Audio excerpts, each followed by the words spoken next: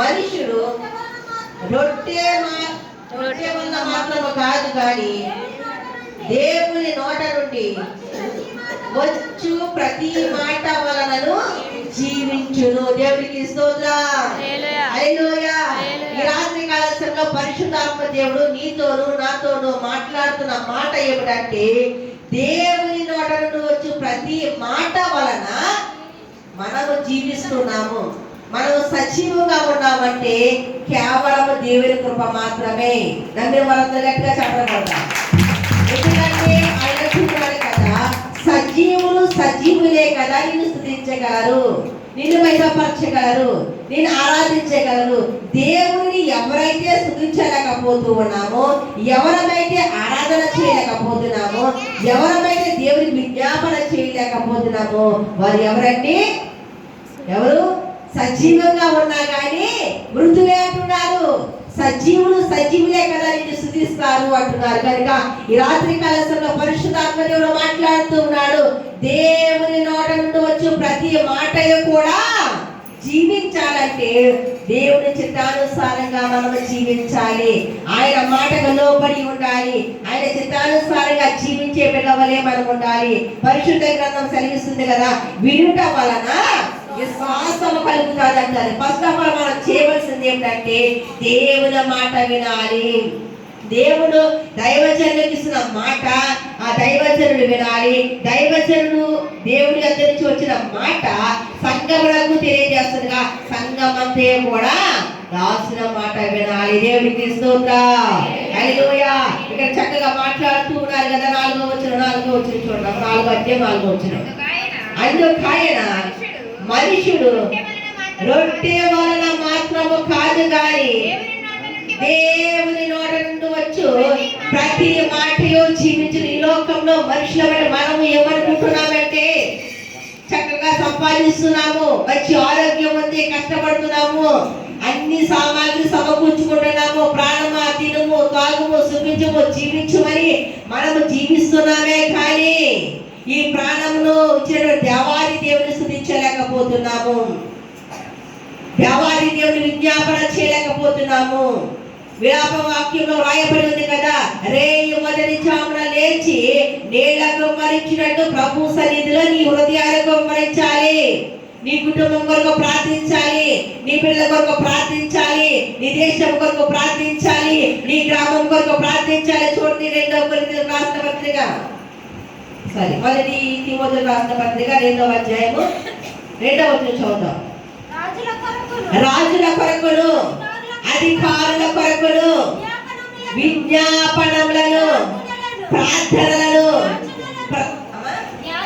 యాచనలను కృతజ్ఞతాస్తుతులను చేయవలనని హెచ్చరించిన అపోస్తలుడు పౌలు తిమోతి సంఘానికి హెచ్చరిస్తున్నారు. ఈ రాత్రి కాల సమయంలో పరిశుద్ధాత్మ దేవుడు నా ద్వారా మనందరికీ తెలియజేస్తున్నారు. దేశం కొరకును అధికారుల కొరకును ఆ గ్రామము కొరకును విశ్వాసుల కొరకును భ్రష్టులైన బిడ్డల కొరకును రక్షణ లేని బిడ్డల కొరకును రక్షణ పొంది ఆ నిర్లక్ష్యంగా ఉన్న బిడ్డల కొరకును రక్షణ పొంది దేవుని సన్నిధానం విడిచిపెడుతున్న బిడ్డల గురించి అందరి గురించి కూడా ప్రార్థన చేసే బిడ్డల వలె మనం ఉండాలి. దేవునికి స్తోత్రం.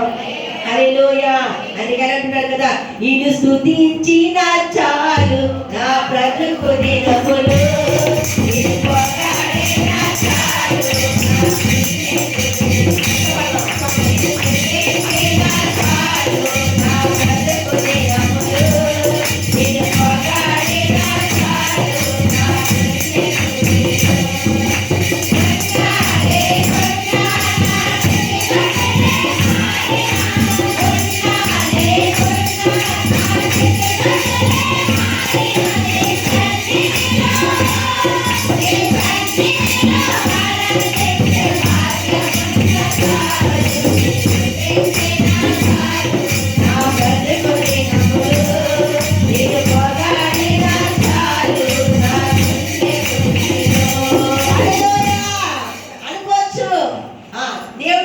తెలిసినటువంటి వారు, లేకపోతే కొంతమంది ఏమనుకున్న అపవాది వాళ్ళని ప్రేరేపించినప్పుడు ఈ 40 రోజుల బాధ ఏమిటి, ఈ 40 రోజులు ప్రార్థనలు ఏంటి, ఈ 40 రోజులు ఎందుకు వారు ఆ ఉపవాసం ఉంటున్నారు, లేదా ఉపవాసం లేకుండా వెళ్ళి 40 రోజులు కూడా శ్రమ పడుతున్నారు అనే ఆలోచన రావచ్చు. అపోస్తలుడైన పౌలు ద్వారా తిమోతి సంఘానికి హెచ్చరిస్తున్నారు. ఎవరి కోసం ప్రార్థించమనండి?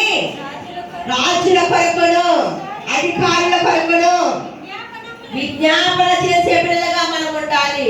ఎప్పుడైతే మనందరము కూడా మన గ్రామము కొరకు, గ్రామంలో కుటుంబాల కొరకు, ఆ దేశం కొరకు, రాష్ట్రం కొరకు అన్ని విషయంలో ప్రార్థన చేస్తున్నప్పుడు దేవాది దేవుడిని దీవిస్తాడు, నేను ఆశీర్వదిస్తాడు. అయితే అక్కడ మాట్లాడుతున్నాడు కదా, అపోస్తల కార్యంలో 16వ అధ్యాయము 13వ వచనంలో చూసినట్లయితే దేవాది దేవుడు అక్కడ చక్కని మాట మాట్లాడుతున్నాడు. అపోస్తలుడు పౌలు ఇది రీతిగానే ఒక సభలాగా ఒక కూడికలు ఏర్పాటు చేసినప్పుడు ఆ మందిరంలో దేవుడి మాటలను విస్తరింపచేస్తున్న సమయంలో అక్కడ ఒక వ్యక్తి వింటూ ఉంది. చదవన్నమాట 2వ వరకు కూడా అవకాశం వాళ్ళందరూ చదవాలి. విశ్రాంతి దినమున నది తీరమున ప్రార్థన జరుగునని అనుకొని, ఎక్కడండి? నదీ తీరమున. మనం ఏం చేస్తున్నాము? మనకి దేవుడు చక్కని సంకారమైన మందిరాన్ని ఇచ్చారు. ఆ మందిరంలో దేవుని స్తుతించాలి, దేవుని మహిమపరచాలి, దేవుని కొనియాడాలి, విజ్ఞాపన చేయాలి.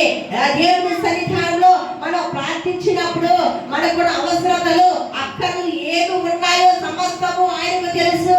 హృదయ రహస్యములను ఎరిగినటువంటి యేసయ్య ఇప్పుడు మనం ఇలా ఉన్నాము. కాసేపు జ్వరం వస్తుందో, జలుబు వస్తుందో, తలనొప్పి వస్తుందో ఎవరికైనా తెలుసా? తెలియదు.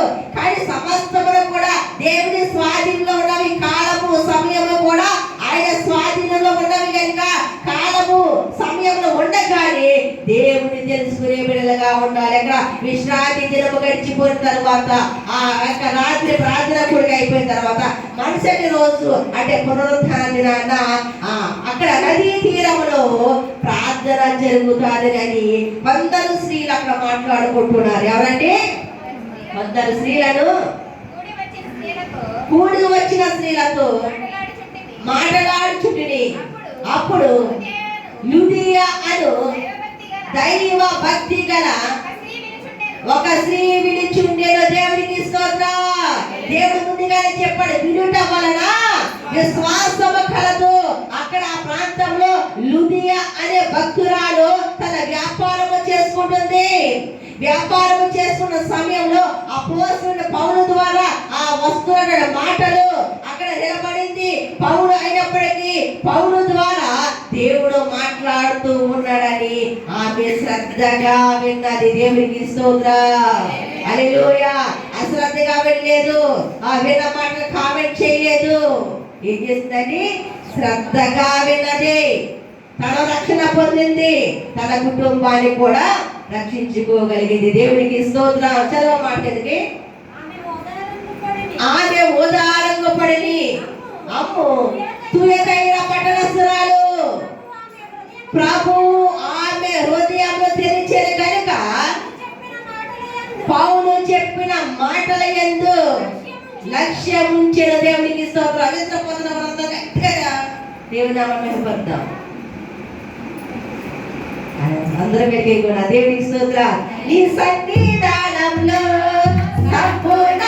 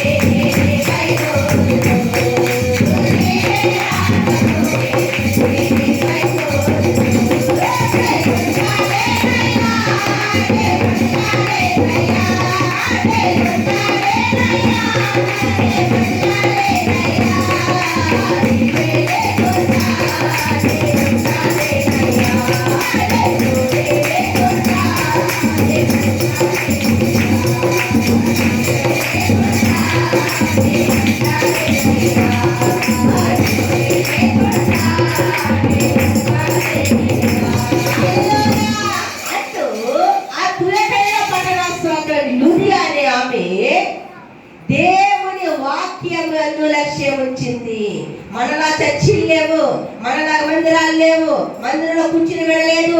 నదీ తీరమున ప్రార్థన కూడిగా జరుగుతుందని అనుకుంటున్న సమయంలో చూడండి, ఎక్కడికైనా వెళ్ళాలనుకున్నప్పుడు ఆ స్త్రీలైనా పురుషులైనా అందరూ కూడా ఒక దిక్కు చేరుకొని ఒక మాట అనుకుని అప్పుడు బయలుదేరుతాం. అలాగే అక్కడ తుయతైన పట్టణస్తులు అక్కడ స్త్రీలందరూ కూడా అక్కడ కూర్చుని మాట్లాడుకుంటున్నారు. ఆ మాటలు ఎవరు వినారండి? లుదియా అనే భక్తురాలు విన్నది. దేవుడు ఆమె హృదయాన్ని తెరిచారు. ఇదిగో నువ్వు దేవుడు మాటలు వింటున్నావు, భక్తి శ్రద్ధలు ఉన్నాయి, కానీ నీలో ఒకటి కొద్దువైంది అనగా రక్షణ. ఈ మైక్ ద్వారాగా ఏదో మనకు వాక్యం చెప్పేస్తారు, పాట పాడేస్తున్నారు, జనాన్ని రచ్చగొట్టేస్తున్నారు, లేకపోతే వాయిద్యాలు వాయించేస్తున్నారు, ఆత్మలు వచ్చేస్తున్నాయి, ఎన్నో కారణాలు వస్తున్నాయి. వచ్చినా గానీ దేవునికి మాత్రమే మనం భయపడే వారిగా మనం ఉండాలి. దేవునికి స్తోత్రం. మనం ఎవరికి భయపడవలసిన అవసరం లేదు. దేవాది దేవునికి మాత్రమే భయపడాలి. ఎందుకంటే ఆయన ఆరాధించేవారు ఆత్మతోను సత్యముతోను ఆరాధించే బిడ్డలుగా ఉన్నప్పుడు పరిశుద్ధ గ్రంథం సెలవిస్తుంది, అంత్య దినములేదు. ఇవి ఏ దినాలంటే అంత్య దినాలు. ఏ రోజు ఏం జరుగుతుందో, ఎటు నుంచి ఏం పట్టు వస్తుందో, ఎక్కడి నుంచి ఏ సమస్య వస్తుందో తెలియనటువంటి పరిస్థితిలో మనం ఉన్నాము. ఈయనకి అక్కడ 40 రోజుల కుడుల ద్వారా రక్షణ లేని రక్షణ రావాలి. ఈ మైక్ ద్వారా ఒక మాట విన్నా సరే, యేసు ప్రభువుని శిలువ వేసినప్పుడు ఎడమ వైపున ఒకరు కుడి వైపున ఒకరు వేసినప్పుడు ఆ ఇద్దరు దాంట్లో ఒకరికి పశ్చాత్తాపం వచ్చింది. ఆయన అంటున్నాడు కదా, నీవు నాతో కూడా పరదైసులో ఉందువు. ఏదో ఒక మాట మనం విన్నప్పుడు ఆ మాట వినుట వల్ల విశ్వాసం కలుగుతుంది కనుక లుదియా అనే భక్తురాలు ఆ మాటలు విన్నది కనుక ఓహో రక్షణ పొందాలా, ఆ మారు మనసు ఆమె హృదయంలోకి వచ్చింది. ప్రభు ఆమె హృదయాన్ని తెచ్చారు కనుక మారు మనసు ఆమెలోకి వచ్చింది. మారు మనసు వచ్చిన తర్వాత నేను రక్షణ తీసుకోవాలి అని అతను ఆమెలోకి వచ్చింది. ఆమె రక్షణ పొందింది. ఆమెతో పాటు వారి కుటుంబం అంతా కూడా రక్షింపబడింది. దేవునికి స్తోత్రం. అదే రీతిగా నీవు నేను మనందరం ఉంటున్నామా? రెండోగా చూసినట్లయితే ఆ తిమోతికి రాసిన మొదటి పత్రిక 2వ అధ్యాయము 8వ వచనం అక్కడ మాట్లాడుతున్నారు. అక్కడ స్త్రీల కోసం మాట్లాడారు. ఇది ఎవరి కోసం మాట్లాడుతారు చూడండి. కావున ప్రతి స్థలమందును పురుషుల కోపమును సంశయము లేని వారై పవిత్రమైన చేతులెత్తి ప్రార్థన చేయవలెను. దేవునికి స్తోత్రం. ఇక దేవుని మందిరం అనగానే అందరం కూడా సహోదరులమే. అక్కడ సంశయము లేని కోపము పక్కన పెట్టి సంశయము లేని హృదయముతో పవిత్రమైన చేతులు ఎత్తి దేవుని సన్నిధానంలో విజ్ఞాపన చేసినప్పుడు ఆయన ఉన్నాడు, తెరవబడెను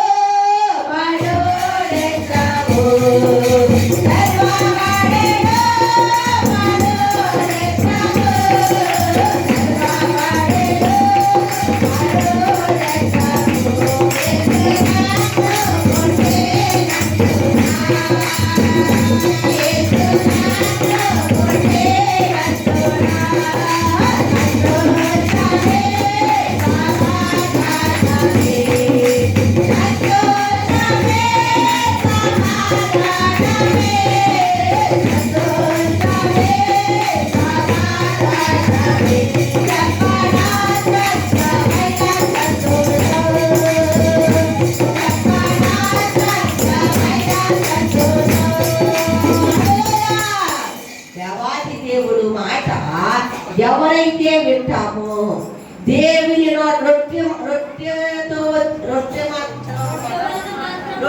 మాత్రము వలన కాదు కానీ దేవుని నోటి ప్రతి మాటయు మనము వినయముతోను విధేయతతోను భక్తితోను శ్రద్ధతోను మనము కైకొనినప్పుడు దేవుడు ఏమిస్తున్నాడండి? మనల్ని సజీవంగా జీవింపజేస్తుంది. అటు రీతిగా అపోస్తలుడైన పౌలు చెబుతున్న మాటలను అతుయైన పట్టణస్థుడైనటువంటి లుదియా విన్నప్పుడు తన హృదయం మార్చుకుంది, తన రక్షణ పొందింది, తన కుటుంబం అంతా కూడా రక్షణ పొందింది. కదా నీవు నేను మనందరం కూడా అటు రీతిగా ఉండాలి. ప్రభు బట్టి తెలియజేయించినాడు. కొద్ది మాటలు దేవుని గురించి ఆశీర్వదించను కాక.